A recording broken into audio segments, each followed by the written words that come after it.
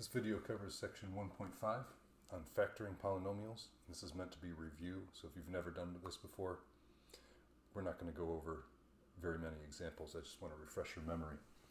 One of the important tools that we're going to need is how to factor the GCF. Now, GCF stands for greatest common factor.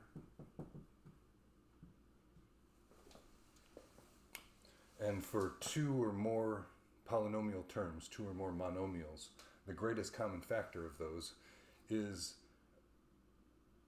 well, it's a factor of each one of them, a common factor. But it's the common factor with the most in it. So we want to take out as many factors as we can. For example, the GCF of 16 and 20 is, well, 16 and 20 both have a factor of 2. So that's a common factor, but it's not the greatest common factor. The greatest common factor in this case is 4. 4 is a factor of 16, 4 is a factor of 20, but no other number greater than 4 is also a factor. The largest number that divides both of those numbers is 4. Let me say it this way. The GCF of 16x and 20x squared is 4x. I can take out that same GCF, that numerical GCF of 4 from both of these numbers. But also, there's a factor of x.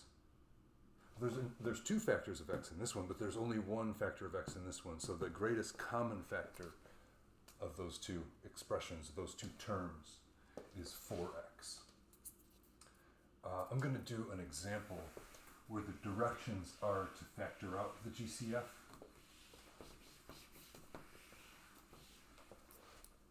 And this one says factor 6x cubed y cubed plus 45x squared y squared plus 21xy. So like I did before, I'm going to factor out the greatest common numerical factor and then worry about the variables. So all of these coefficients are divisible by 3 for one thing. This one's also divisible by 2, but this one isn't, or this one. This one's divisible by 5, but this one isn't. Neither is that one. This one's divisible by 7 and 3, but the only one they have in common is 3, and the greatest one they have in common is 3.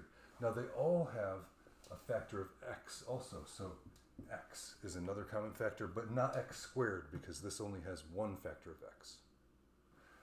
They also have in common a factor of y, but just, again, for the same reasons, only one factor of y. And then the remainder, I'll close the parentheses when we write it down, but the remainder is what's left when I factor out 3xy from each of these. So if I factor out 3xy from 6x cubed y cubed, the 2 remains. The 3 times 2 would give me that 6. And also an x squared y squared, which if I multiply back by my xy, I get my x cubed y cubed again. So I'm kind of checking this as I go along. If I factor out a 3 from 45, that's the same as 45 divided by 3, which is 15. And if I also factor out an x and a y from 45x squared y squared, I'm left with an x and a y. Because xy times xy is x squared y squared. And then finally, if I factor out a 3 from 21, what's left is 7. But if I factor out an x and a y, there's no variable part left. And that is the factored form. So this one we can only factor out a GCF. I don't know that we can factor this.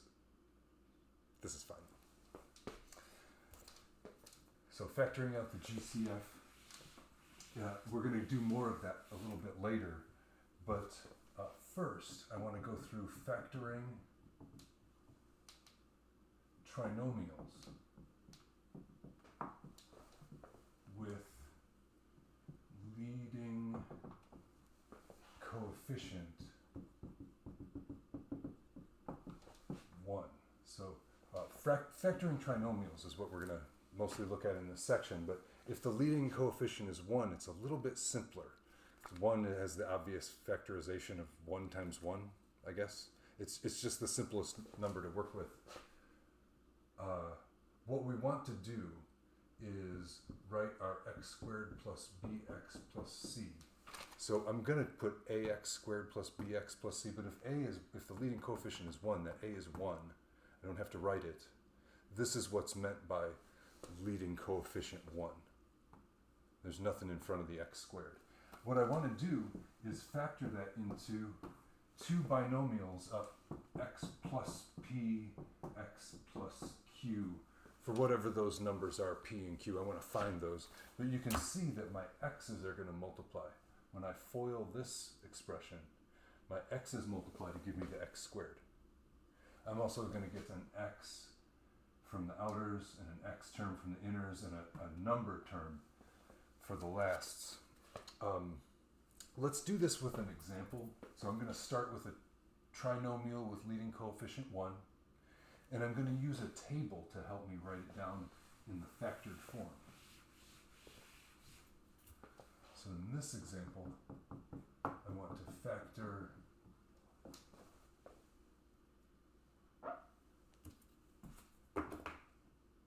x squared plus 2x minus 15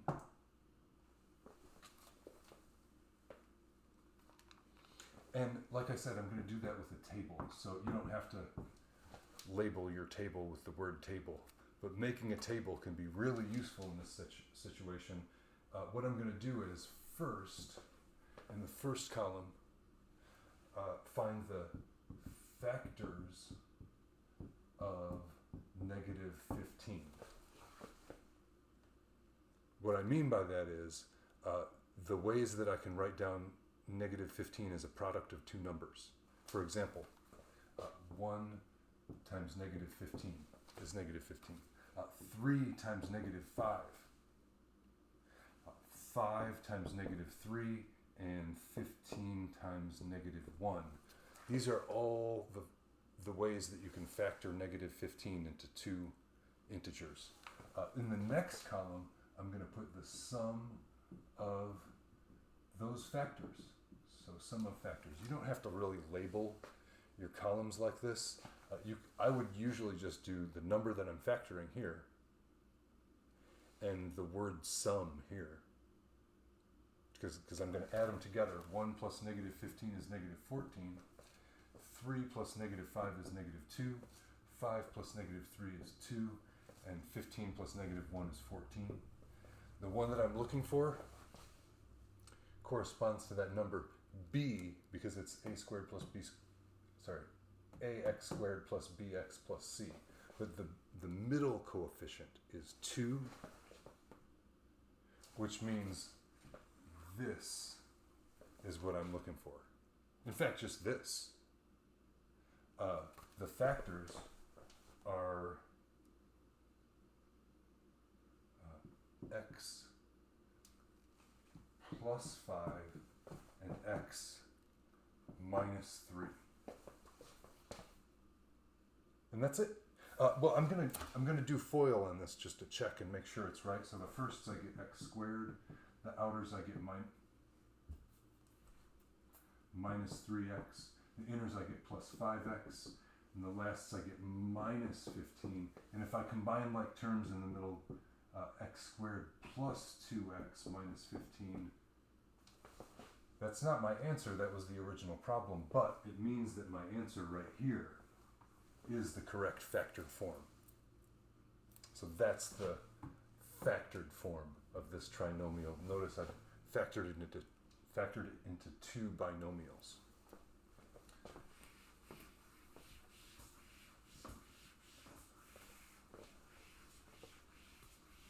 Before we extend this technique to encompass all the trinomials that we can do, I'm going to go over one other type of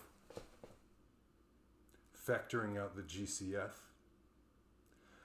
called factoring by grouping. It's where we group the terms of our polynomial and then factor the groups separately. So here's an example. 2x squared plus 2x plus 3x plus 3. You might notice this is not simplified. If I was going to simplify this expression, I would combine these two like terms into one. That would be 5x. Here, though, they're grouped like this for a reason. Let's see. This is a group, and this is a different group. And I'm going to look at those two groups separately. First of all, with this group, I can take out a GCF from that group. That's 2x, because there's a factor of 2 and a factor of x in both of these. What's left is x from this one plus 2x times what is 2x? So if you factor out the 2x from the 2x, you're left with a factor of 1. And you can see if I distribute this 2x back through, I get my 2x squared plus 2x back. The other part, this isn't really part of the group. This is the group that has a common factor of 3.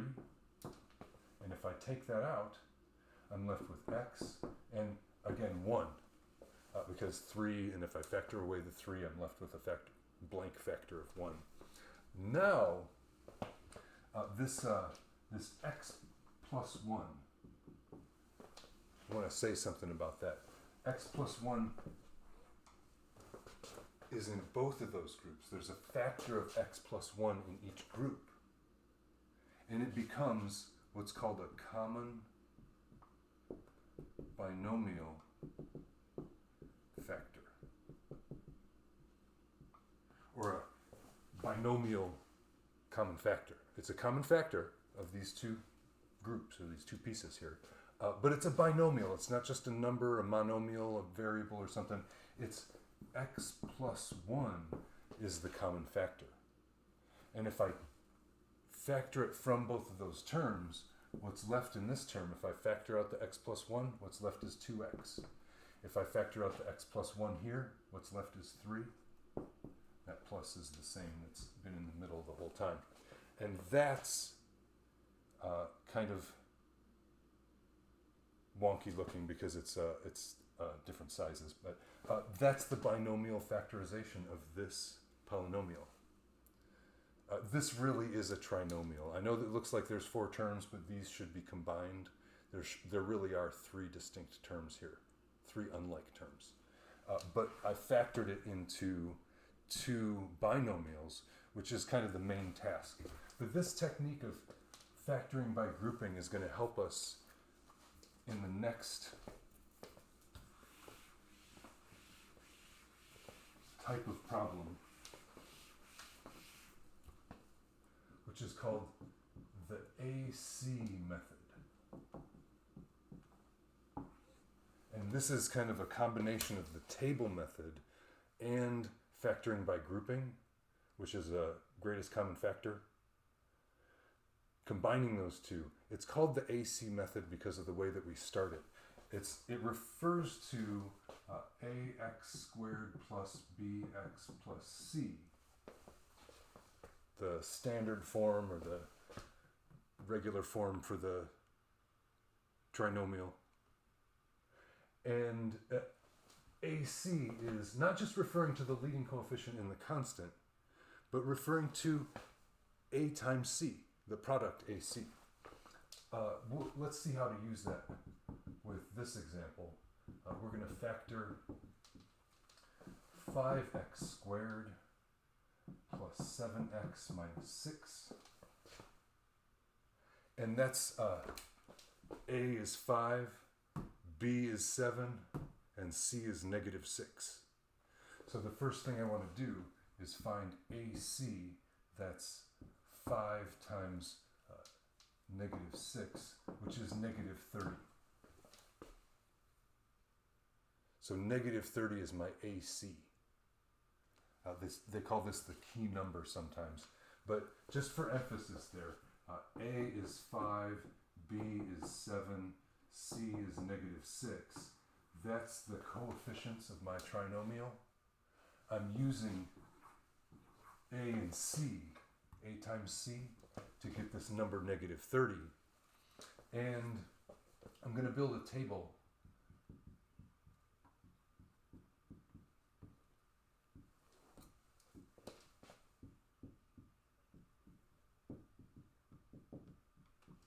like I did before, not using the constant term with the polynomial, but using the AC, the product of the leading coefficient and the constant term. In this case, negative 30. So the ways to factor negative 30, this is into two numbers. That you can factor 30 into a product of three numbers, but we're trying to do it into two numbers. For example, 1 times negative 30. That's probably the simplest. Any number times itself. But also 2 times negative 15, 3 times negative 10, 5 times negative 6, 6 times negative 5. I'm really just working my way up and down the same list of all the factors of 30. 30 is 1, 2, 3, 5, 6, 10, 15, and 30. This is a list of actually all the factors of 30. But I'm really trying to write them as pairs of factors where they multiply up pairwise. Negative 3, negative 2, negative 1 to negative 30. If I take any of these pairs, they multiply to negative 30. Now what I have to do is add them pair by pair. 1 plus negative 30 is negative 29. 2 plus negative 15 is negative 13. 3 plus negative 10 is negative 7. 5 plus negative 6 is negative 1. 6 and negative 5 is 1. And actually this is really fast if you recognize what's going on here. Once you get so far down the list, they just switch the sign and go back up. So there's a few different things in these tables that if you practice them, you'll see you don't have to do all this math. You're actually doing the same thing twice if you do the whole thing. If you can see where the pattern is, you can save some time. But what am I looking for here? Well, same thing I was looking for in the table method. I want to find the two factors of negative 30 that add up to 7. That's the B, or the middle coefficient in my trinomial. They're right here. 10 times negative 3 is negative 30. Also, 10 plus negative 3 is 7. And this is why that's helpful. Let's see if I can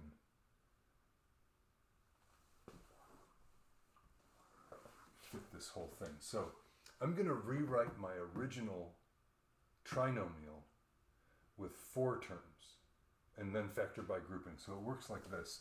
The first one stays the same.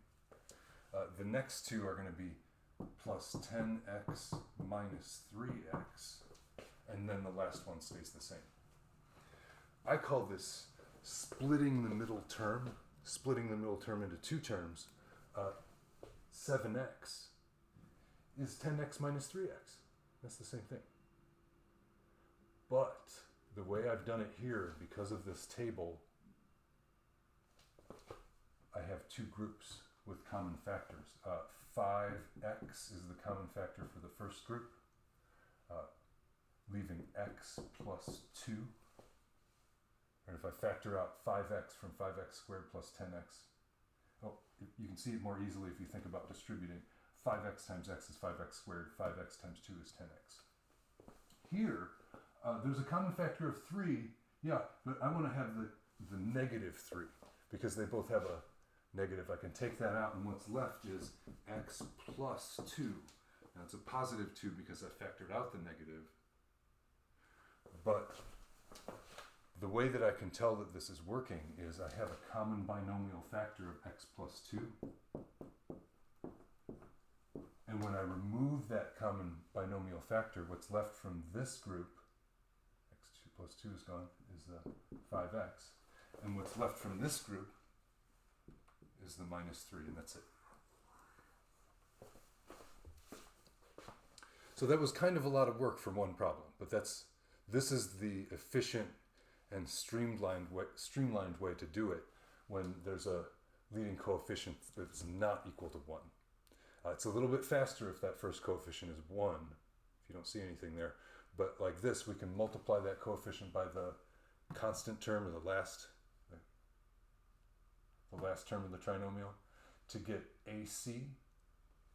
Factor the number AC into two numbers, and then find the pair of numbers whose sum matches the middle term. That means I can split the middle term into those two numbers, into those two terms, and factor by grouping in 2 steps. There's also a guess and check method, or a really tedious, time-consuming way to write down every possible factor combination in this way. It's very time-consuming. This does all of the computation from that time-consuming process and gets us the right answer, if it can be done. If it can't be done, we wouldn't be able to find the sum, this number in our list of sums. But if it can be done, it gets you to the, 2 steps, once you get your table. Just for safety, I'm going to check this one by foiling it. This is my answer in this case, but if I do the firsts, that's 5x squared. Outers, it's going to be minus 3x. Inners going to be plus 10x. And lasts will be minus 6. And I can see if I combine those middle terms, I get plus 7x. Exactly what I started with. 5x squared plus 7x minus 6. That's the same thing. So I use the little check mark to show that to tell myself that I've checked that. But the boxed part is the answer, which in this case is the factored form of our original trinomial.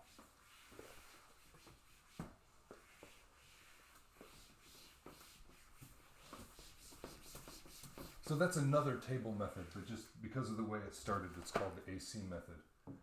Again,